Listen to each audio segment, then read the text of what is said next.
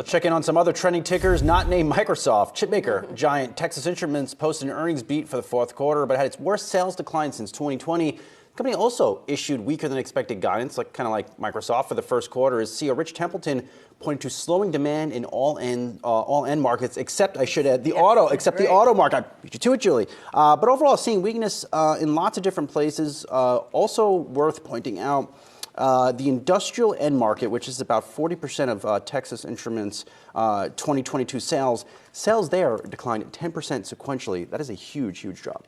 Yeah, and for Texas Instruments, they had shifted a lot of their business. Of course, many of us know them for the TI-81 Plus calculators from way back in the day. But even beyond that, I think within the functionality of vehicles, that's where they've really been able to kind of really paint themselves this lucrative corner, as long as they're continuing to be able to, like many other of the chip manufacturers, make sure that the materials that they need in order for them to service many of the vehicles and the broader market there, that continues to come online. But I think for Texas Instruments, some of the other tailwinds that they could see also showed up for ASML too, and particularly what that looks like more internationally is what ASML had called out in China particularly. Yeah, I mean, if you look at these two, they're a good early read on what's going on in the chip industry. Texas Instruments has the longest list of customers of anyone in the chip business. It just makes chips that go into everything.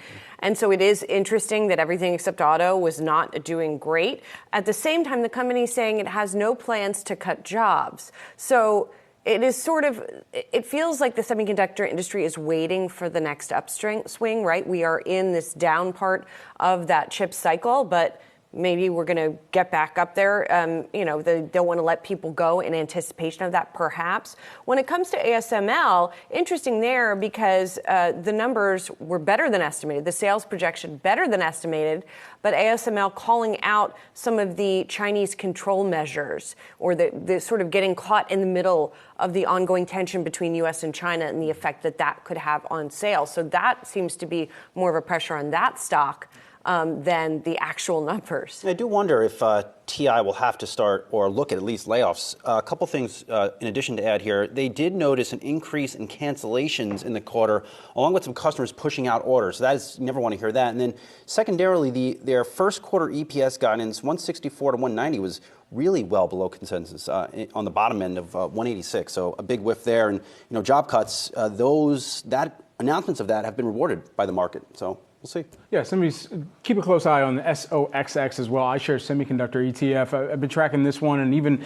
in last year when you had some of the more significant declines across the industry, or across at least this sector here, and it was down by, I believe it was about, doing some quick charting here, by about 35% last year, 36% last year. However, early year, January right now, up by about 14%. So some of that rebound, or at least some of the prospect of this industry turning, is starting to be priced into some of these shares too. Yeah, I mean, I think the other thing is, as we talk about all of these industries girding for a slowdown, even in boom times, the semiconductor industry is used to being highly, highly cyclical because it is a commodity industry that tends to experience these inventory gluts and then, shortages. So perhaps also the people who cover the industry, the people who invest in the industry, maybe they're a little bit more used to this sort of up and down cycle. I don't know. I'm just spitballing here. Yeah, no, it's fair. Well, you did get the sense that TI is pulling back on investments. This company remains very aggressive in building out capacity, which is weird, to your point, because demand seems to be falling off a cliff.